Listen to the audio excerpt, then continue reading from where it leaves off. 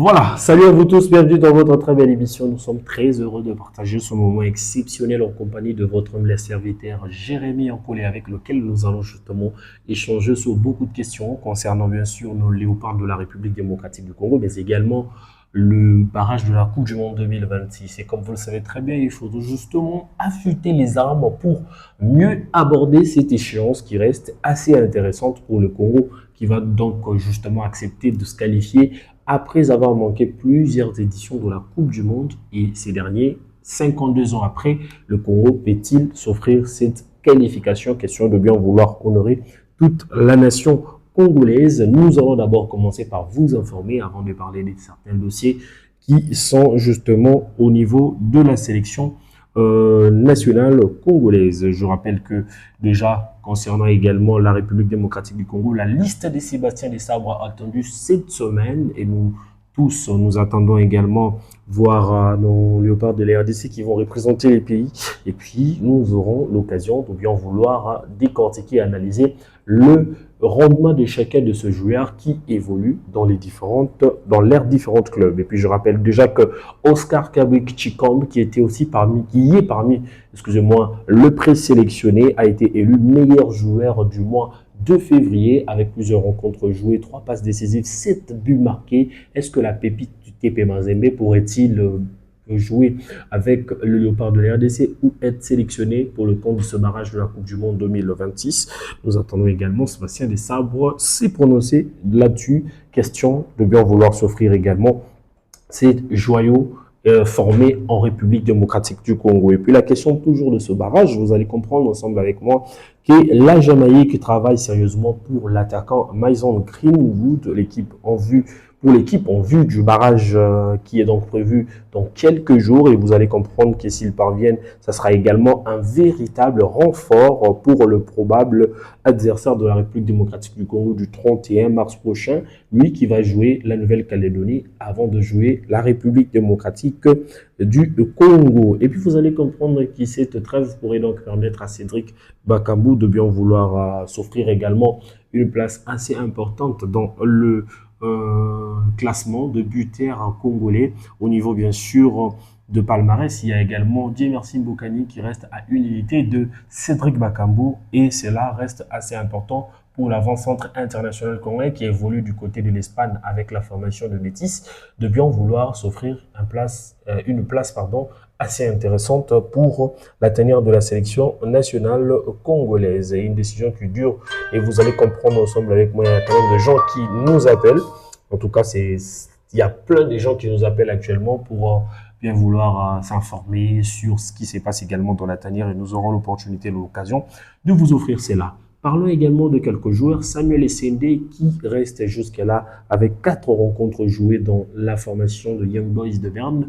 Il n'a marqué aucun but dans les autres affiches. Est-ce qu'il sera toujours parmi les joueurs de choix de Sébastien Desabre alors qu'Infimi Kopouloulou est en train de monter en puissance avec sa formation des Jagiellonians avec lequel il a planté plusieurs buts dans ces clubs et vous aurez également en savoir sur le coach Sébastien Desabre, sur le choix du coach Sébastien Desabre qui reste également engagé à maintenir un effectif assez cohérent pour jouer également cette rencontre cruciale qui nous attend le 31 mars prochain. Et puis plus de père que de mal. Il y a le joueur Noah Sadiki qui est donc le milieu de terrain de la République démocratique du Congo qui n'était pas dans la feuille du match lors du match de la formation de Sunderland en FA Coupe contre la formation bien sûr des Bristol. C'était en raison justement de plusieurs cartons écopés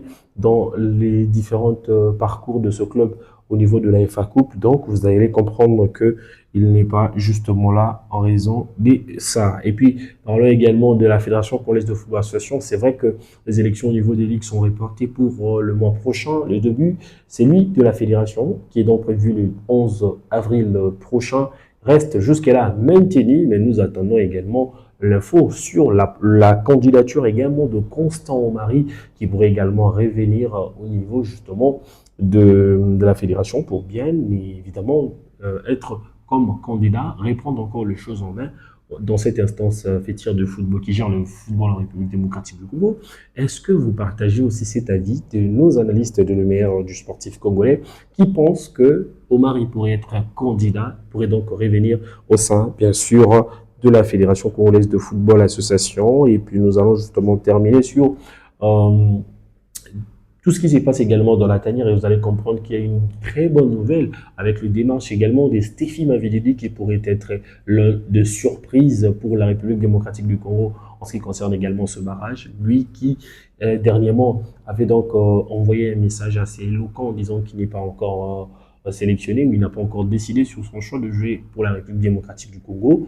Mais les choses vont très bien avec lui qui bientôt là serait probablement peut-être sélectionné avec de ça et il reviendra justement au pays ou bien du côté bien sûr de l'ambassade de la France ou celui de la Belgique pour recevoir également son passeport afin de bien vouloir évoluer avec la République démocratique du Congo. Alors plusieurs annonces ont été faites dans le sens où il a pu également avoir également le passeport congolais, mais malheureusement jusque-là, il n'a pas encore eu son passeport. Et puis, grosse inquiétude pour le joueur Yohan Wissa qui n'arrive pas à être réaliste avec son club de Newcastle, lui qui revenait d'une blessure, d'une longue blessure.